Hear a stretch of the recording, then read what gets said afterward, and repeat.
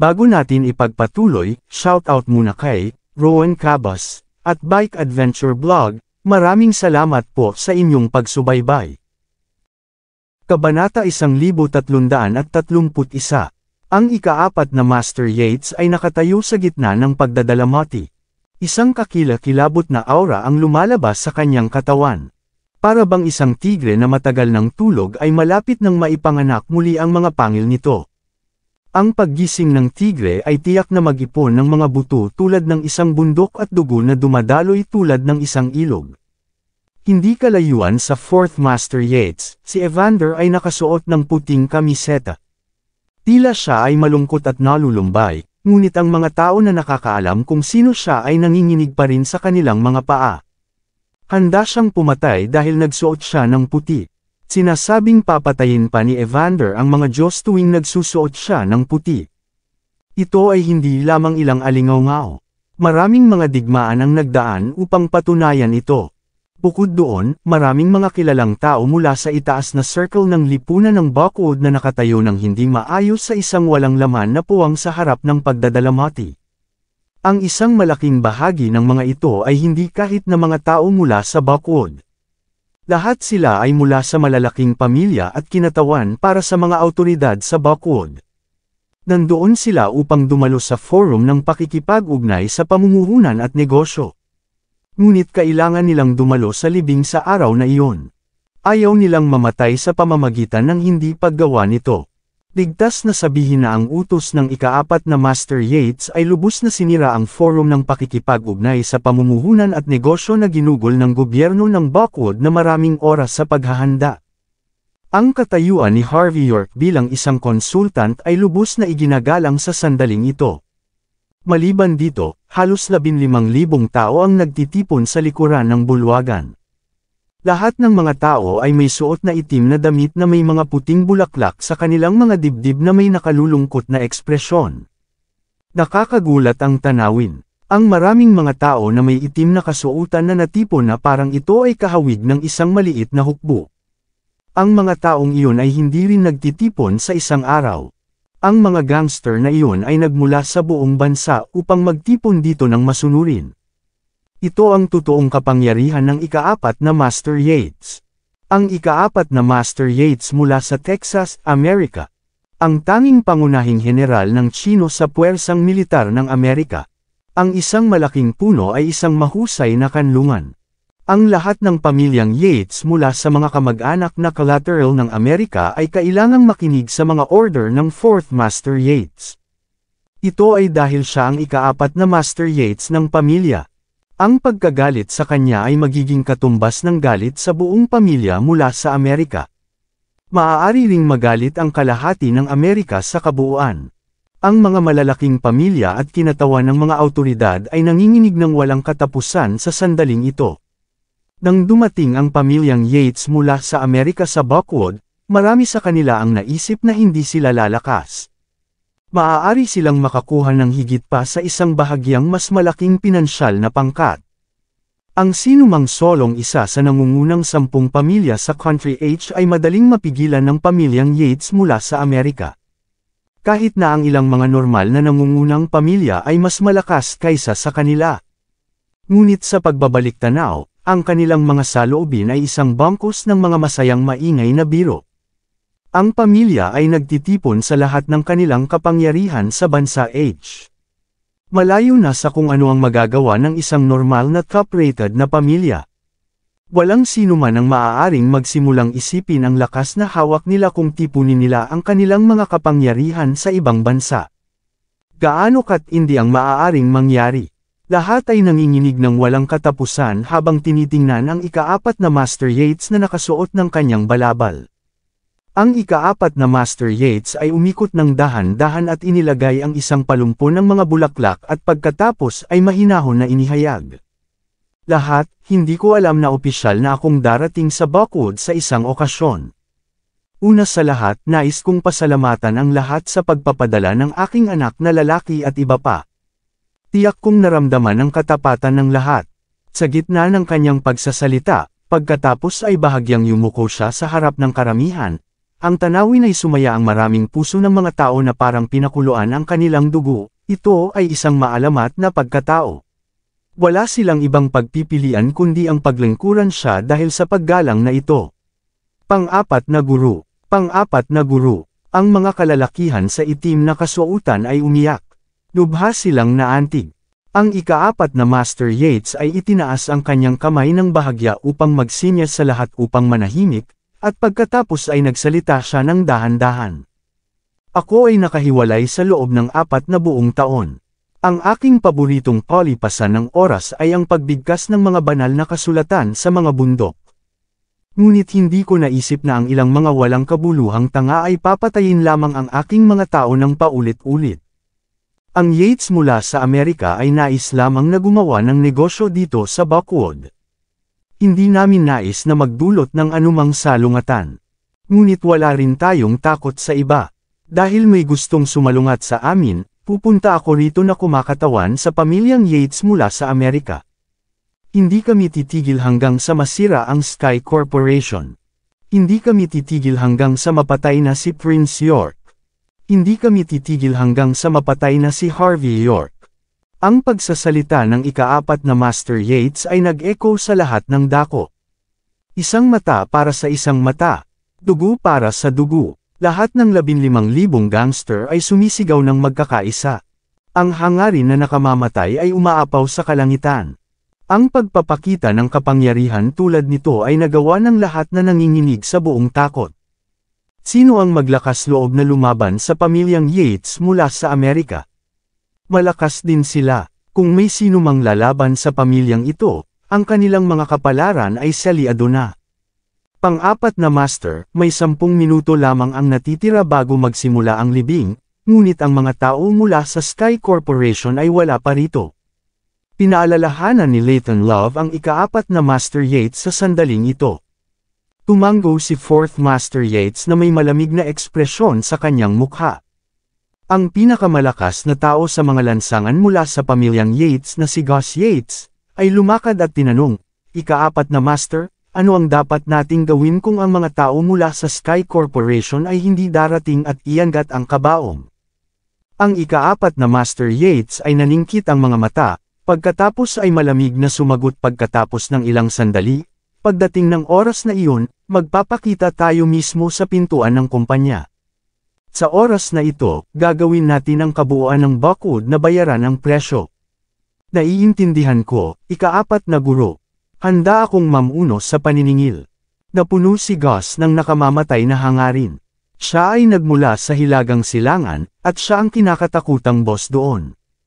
Ang mga gangster ng mga kalye mula sa Hilagang Silangan ay karaniwang kumikilos bago magbigkas ng isang salita. Walang anumang bagay na walang kaparehkan. Sa paningin ni Gus, ito ay isang mahusay na pagkakataon upang may sigawa. Siya ay natural na sumasang-ayon na mamuno sa pagkilos. Sige, iiwan ko ito sa iyo. Malamig na sumagot si 4th Master Yates.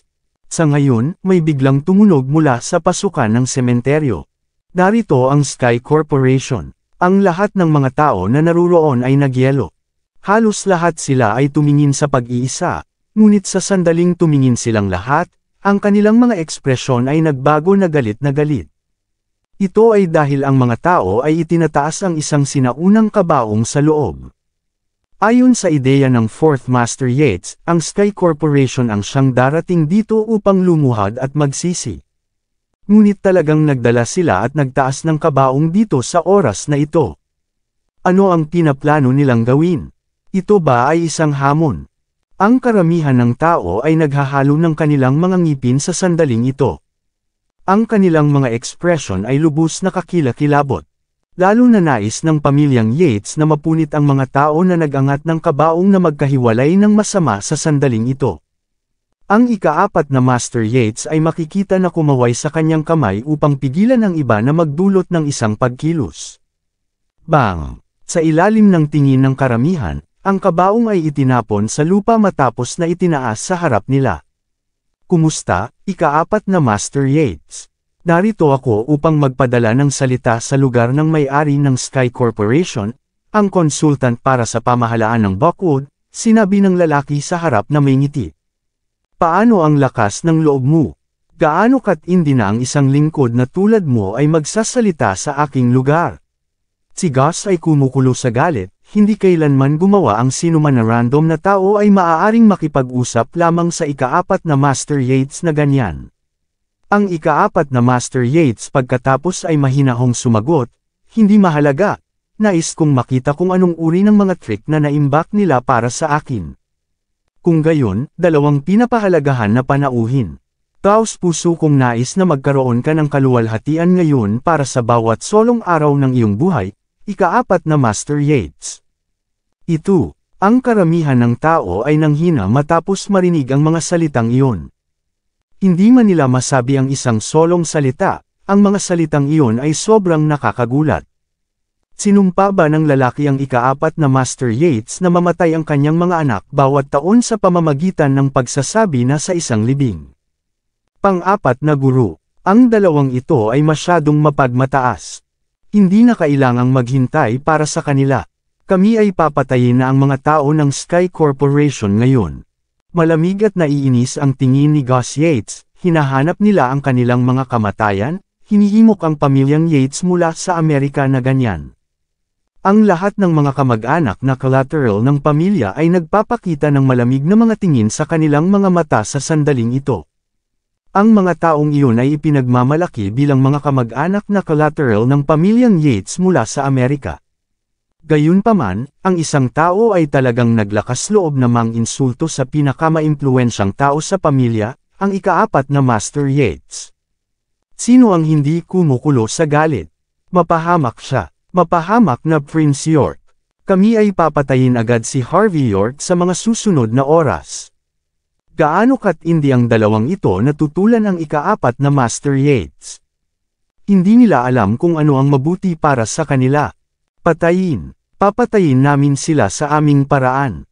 Ang mga gangster ay naghahalo ng kanilang mga ngipin habang nagmumura. Kumukulo sila sa galit sa sandaling ito. Ha. Kawili-wili. Ito ay masyadong kawili-wili. Mga kabataan ngayon. Ha. Higit pa sa inaasahan ng lahat, ang ikaapat na Master Yates ay hindi nagalit sa sandaling ito. Talagang sumabog siya na tumatawa. Walang ibang dahilan. Ito ay dahil pagkatapos ng ikaapat na Master Yates ay nasa kapangyarihan sa loob ng maraming taon, lalo na pagkatapos na maging ang tanging pangunahing general ng Chino mula sa Amerika, ito ang unang pagkakataon na ang isang tao ay kumilos ng walang ingat sa harap niya. Ito ay binuksan niya ang kanyang mga mata noon. Kayong dalawang juniors ay medyo walang kabuluhan na bangkos. Ang ikaapat na Master Yates ay nagpakita ng isang naiinis na ngiti sa kanyang mukha. Sa kanyang mga mata, ang mga ordinaryong tao ay hindi rin maglakas loob na magbigkas ng isang bagay na tulad nito.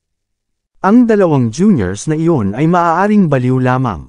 Sa ngayon, ang lalaki na nakakataas ng kabaong pagkatapos ay nagpatuloy sa kanyang pagsasalita. Pang-apat na Master Yates, si Consultant York ang siyang pumili sa kabaong. Sinabi niya na ang kabaong mismo ay medyo sinauna at nababagay ito sa iyong katayuan. Ikaw, si Gus at ang iba pa na halos hindi mapanghawakan ang kanilang galit bago pa man magalit ang kanilang mga ngipin sa sandaling ito. Bahagya silang lumalaban sa paghihimok na gumawa agad ng aksyon. Si Harvey at Sky Corporation ay masyadong mapagmataas. Ang paggawa at pagsasabi ng mga bagay na iyon ay gagawa ng isang tao na gupitan siya sa kalahati. Harvey York, gaano ka katapang? Gaano ka katapang? Ang lahat ng pamilya Yates mula sa Buckwood ay tumatalon sa galit na galit. Lalo na nanginginig si Lola Yates sa galit. Natatakot siya. Hindi niya inakala na ang live-in son-in-law na tinitingnan niya ay magkakaroon ng isang matibay na reputasyon. Kung si Harvey ay hindi mabilis sa pakikitungo, may isip na ni Lola Yates ang kanyang madugong pagtatapos. Sa sandaling ito, pagkatapos ay nagwika si Lola Yates habang ang luha ay bumubuo sa paligid ng kanyang mga mata, ikaapat na guro. Patuloy na itinutulak ni Harvey ang mga bagay na napakalayo. Hindi lamang siya dumating at lumuhod upang magsisi, patuloy pa rin niyang hinihimok tayo ng walang katapusan. Ito ang lahat ng aking pagkakamali. Mangyaring tapusin ang buhay ng hindi kanais-nais na apo na ito na walang galang sa iyo ika-4 na Master Yates. Hindi na makaya ni Gus ang pakiramdam. Galit siyang lumakad patungo sa isang gilid at kumuha ng kutsilyo ng pakwan mula sa kanya, naghahanda na magmadali. Papatayin kita muna. Ang 4 na tao na nagtaas ng kabaong ay nagpapakita ng isang ekspresyon na malamig na yelo. Hindi nila binibigkas ang isang solong salita. Tumigil ka. Kapag ang dalawang bansa ay nakikipagdigma, ang mga messenger ay hindi dapat papatayin. Ito ang code ng karangalan. Malamig na sinabi ni 4th Master Yates, hinawakan ni Gus ang kanyang mga ngipin. Kailangan niyang tumigil, tama ang ika-4 na Master Yates. Kung papatayin ang messenger, iisipin ng mga tao na ang pamilya Yates mula sa Amerika ay walang pangunahing kagandahang loob at kahihiyan. Sa wakas, ang 4 na tao na nagdala ng kabaong ay umalis. Maraming salamat sa lahat ng sumusubaybay. Please subscribe and follow my YouTube and Facebook channel, Filipino Novel. Maraming salamat po. Ang ika-4 na Master Yates ay malamig na tumingin sa paningin, pagkatapos ay mahinahon na sinabi, ipagpatuloy ang libing, papahingahin na ang aking anak. Unang baw, pangalawang baw, pangatlong baw, batiin ang pamilya.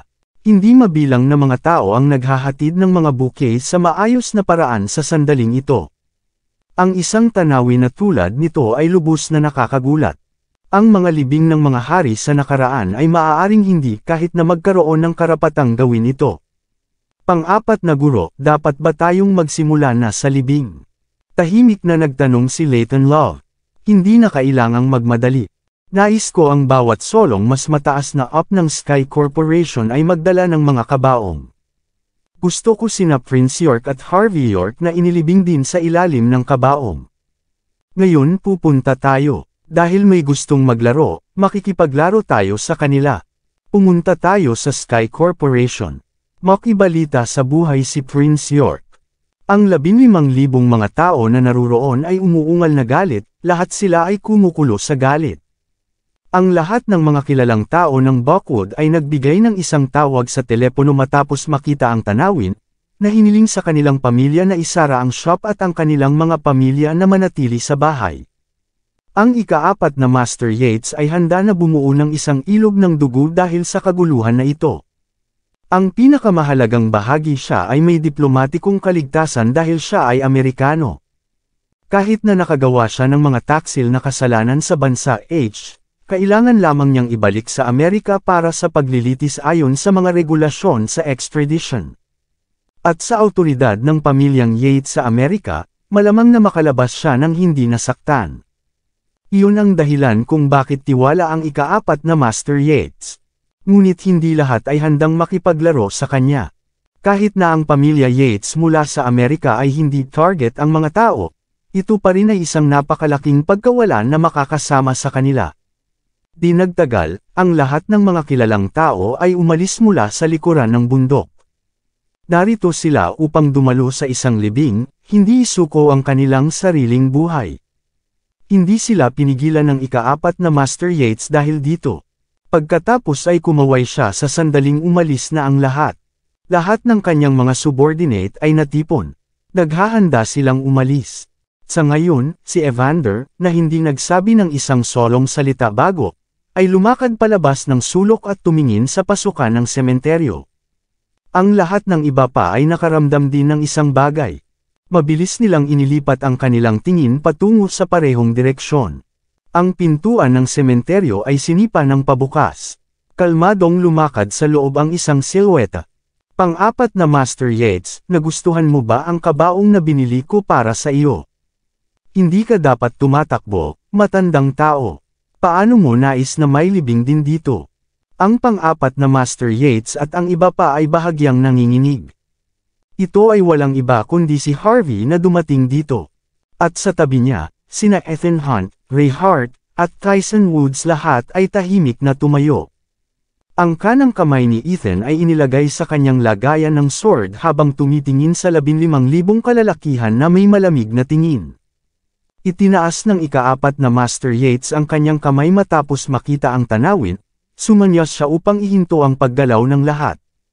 Pagkatapos ay gumawa siya ng isang hakbang pasulong at mahinahon na tinanong, "Ikaw ang consultant para sa pamahalaan ng Buckwood, Harvey York." "Ako iyon. Dahil narito ka, nasaan si Prince York?" Ang ikaapat na Master Yates ay patuloy na nagtanong. "Ako rin iyon." "Ano?" Ang pang-apat na Master Yates at ang iba pa ay nagyelo. Kahit na ang pamilyang Yates mula sa Buckwood ay nagpapakita ng hindi kapani-paniwalang mga ekspresyon sa sandaling ito. Ano ang ibig sabihin ni Harvey? Siya ba talaga ang maalamat na si Prince York? Sinasabi ba niya ang totoo? Si Ray, ang unang vice-CEO ng Sky Corporation, pagkatapos ay sinabi ng mahinahon sa sandaling ito, ang taong ito ay talagang ang CEO ng Sky Corporation, si Prince York mismo. Ang mga mata ng ikaapat na Master Yates ay lumiwanag habang narinig niya ang pahayag at pagkatapos ay nagbuntong hininga. Kawili-wili, napaka-kawili-wili. Ang Consultant York ay si Prince York sa lahat ng oras na ito. Hindi nakakagulat na ang isang consultant lamang ay maglakas loob na sumalungat sa aking pamilya na ganyan. Nakuha ko na ito ngayon. Kabanata 1335. Tumingin si Harvey York sa sinaunang kabaong at pagkatapos ay ngumiti. "Ngayon na alam mo ang aking tunay na pagkakakilanlan, bakit hindi ka gumapang sa kabaong sa iyong sarili, ikaapat na guro? Maaari nating pareho na may save ang ating lakas sa ganitong paraan." "Hey hey hey." Ang ikaapat na Master Yates ay naglabas ng isang malamig na pagtawa. "Naghanda ako ng isa pang kabaong para sa iyo. Ngunit ngayon alam ko na ang Consultant York ay si Prince York mismo. Ang isang ito ay dapat na sapat. Ngunit ikaw at ako ay naiiba. Hindi ko hahayaan na gumapang ka mismo. Itatapon kita sa aking sarili." Tumawa si Harvey. "Paumanhin, bata pa ako, hindi katulad mo. Ikaw na malalim ang tuhod sa dumi. Bukod sa palagay ko ay mas mabuti para sa akin na mabuhay kung maglalaban tayo hanggang sa kamatayan.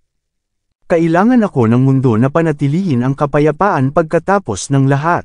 Si Harvey ay ngumisi sa kanyang mukha, kahit na sinasabi niya ang katotohanan. "Ikaw." Ang ikaapat na Master Yates ay kumukulo sa galit. Hindi siya kalaban-laban kay Harvey, pagkatapos ng lahat. Huminga siya ng malalim sa sandaling ito at pinilit ang kanyang sarili na huminahon. "Hilingin ko sa iyo, Prince York. Sino ang pumatay sa aking anak na lalaki at ang tatlong hari ng armas?" Humakbang si Ethan Hunt at sumagot ng mahinahon, "Iyon ang magiging akin, ngunit ang maruming tulad mo ay wala kang karapatang malaman ang aking pangalan." Kalmado ang tono ni Ethan, na parang nagsasabi siya ng isang hindi gaanong katotohanan. Ngunit tama siya ang Diyos ng digmaan ng Sword Camp, ang pinuno ng apat na Diyos ng digmaan sa Southlight. Ang pinakamataas na katayuan na nakuha ng ikaapat na Master Yates ay ang tanging pangunahing general ng Chino sa Amerika. Mayroong 10 pangunahing general na namatay sa kamay ni Ethan. Iyon ang dahilan kung bakit ang ikaapat na Master Yates ay itinuturing na hindi karapat-dapat na malaman ang pangalan ni Ethan. Kagiliw-giliw ito, hindi ko nakita ang tulad ng isang mapagmataas na binata na sobrang mayabang. Kailangan kong palakpakan ang iyong tapang. Ngunit ang apat sa inyo ay pipigilan ang marami sa aking mga kalalakihan. Sinabi ng ikaapat na Master Yates habang malamig siyang tumawa. Mahinahon na sumagot si Ethan, "Paumanhin, hindi ka karapat-dapat para sa CEO York upang labanan siya. Maaari ko itong hawakan ng nag-iisa. Mapang-akit na tanga." Si Gus Yates, na tumayo sa likuran ng ikaapat na Master Yates, ay hindi na mapigilan ang kanyang galit. Hinawakan niya ang kanyang kamay at nanguna sa mga safflower fighters na dinala niya. Lahat sila ay kumakawi sa kanilang mga watermelon knives, handa na putulin si Ethan kung saan siya nakatayo. Pinangunahan ni Gus ang pag-atake. Ang kanyang kutsilyo ng pakwan ay lumubog sa tuktok ng ulo ni Ethan. Nagpakita si Ethan ng isang malamig na ekspresyon habang nakadikit ang kanyang kaliwang kamay, pagkatapos ay ganap na may malabong dulo ng talim ang lumabas. Hindi makapaniwala si Gus sa nakita niya. Sa susunod na sandali, ang tunog ng talim ng pag-snap sa kalahati ay maaaring marinig pagkatapos ng isang kurot mula sa kamay ni Ethan. Ang talam pagkatapos ay sinaksak mismo sa puso ni Gus sa isang split seconds. Nagpakita si Gus ng isang hindi kapani-paniwalang ekspresyon. Siya ang boss na kinatatakutan mula sa hilagang silangan, na dumulas sa kalangitan. Kahit na ang mga bangkay ay nakasalansan sa harap niya. Ngunit hindi niya inakala na hindi niya maiiwasan ang isang pagkilos mula kay Ethan. Hindi rin inalis ni Ethan ang kanyang sword. Ang Safflower Fighters ay sumugod sa mga kutsilyo ng pakuan sa susunod na sandali. Kinuha ni Ethan ang sirang kutsilyo mula sa kamay ni Gus at pagkatapos ay hamampas ito ng casual. Ang isang hindi nakikitang liwanag ay lumiwanag mula sa kutsilyo. Ang Safflower Fighters lahat ay nagpakita ng hindi kapani-paniwalang mga ekspresyon. Lahat sila ay humahawak sa kanilang mga lalamunan, dahan-daang napaluhod sa lupa, namamatay. 3 segundo lang. At hindi 1 segundo na mas mahaba, si Gus at ang kanyang piling mga subordinate ay namatay na.